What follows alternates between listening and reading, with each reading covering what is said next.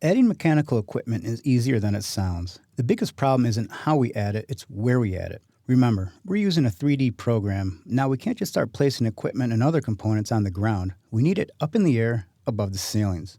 The components of this video will include choosing a VAV unit, then finding the proper place to put it, and the correct elevation above the ceiling. We'll then cut a section to make sure it's in the correct place. To get started, let's go to Mechanical, HVAC. Let's go to Ceiling Plans, One Ceiling Mech. Let's zoom in on this upper left-hand corner of our building. On the System tab, let's click on Mechanical Equipment.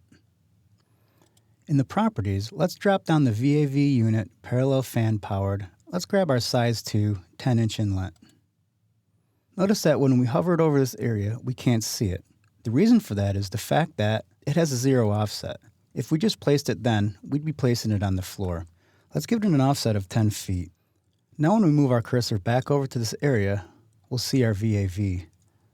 I'm going to zoom in a little closer to this area. I'm going to hit my space bar.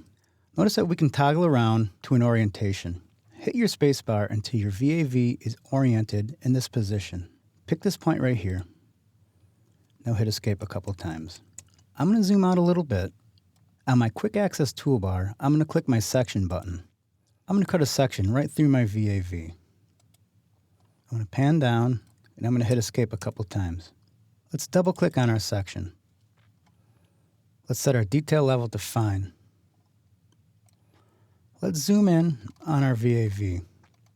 I like to do this just to confirm that we're well above the ceiling and well below any framing.